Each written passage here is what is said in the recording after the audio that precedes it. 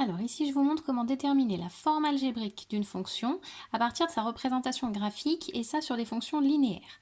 Donc ici, j'ai représenté 4 fonctions. Une fonction, hop, une fonction f, une fonction g, une fonction h et une fonction i.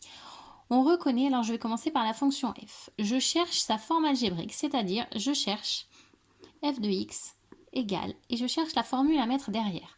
Donc ici déjà je vois que j'ai une droite qui passe par l'origine, donc je reconnais une fonction linéaire, donc je sais que je vais avoir quelque chose multiplié par x, et c'est tout. Il me manque juste à trouver ce petit quelque chose.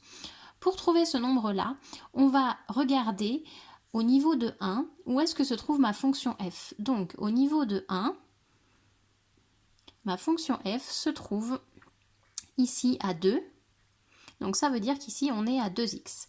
Parce que si j'ai le point qui a pour coordonnées 1 et 2 qui est sur ma représentation graphique, ça veut dire que f de 1 est égal à 2. Et si f de 1 est égal à 2, ça veut dire que 2 est le coefficient. Voilà. Ça ne marche qu'avec le 1. Hein. Attention, on va bien se placer sur le 1. Je continue, je vais essayer avec la deuxième fonction, avec la fonction g. Je cherche la forme algébrique, donc je cherche g de x est égal et je cherche ce qu'il faut mettre derrière. Je vois une droite qui passe par l'origine, donc je reconnais une fonction linéaire. Donc je sais que la fonction, la forme algébrique, c'est un nombre multiplié par x. Il faut que je trouve quel est ce nombre.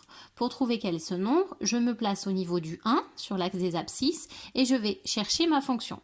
Ma fonction, elle est ma représentation graphique, elle est vers le bas. Ici, on est à moins 1, moins 2, moins 3, moins 4, moins 5. Puisqu'on est à moins 5 ici, j'ai trouvé mon coefficient qui est de moins 5.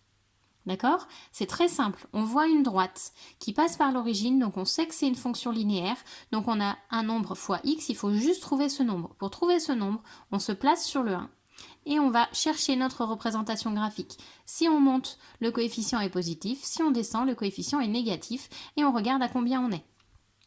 On va faire la même chose pour les deux dernières fonctions qui sont des fonctions légèrement particulières.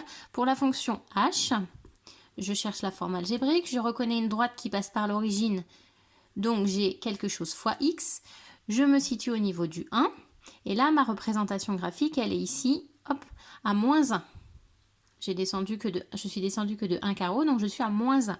On ne va pas écrire moins 1, on va juste écrire moins x parce que le 1 est facultatif, d'accord? Moins 1 x, bah ça fait moins x. Donc le 1 qui est ici, on ne l'écrit pas, on va écrire directement moins x.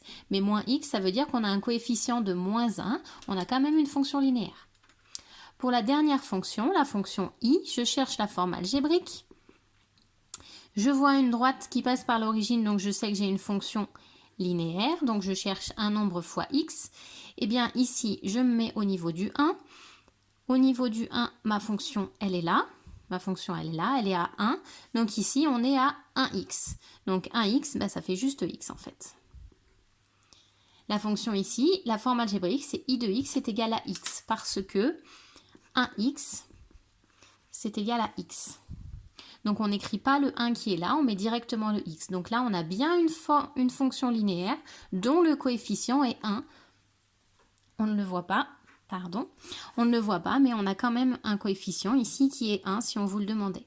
Donc pour trouver la forme algébrique de ma fonction, je reconnais la fonction linéaire et je cherche ensuite le coefficient en me situant au niveau du 1.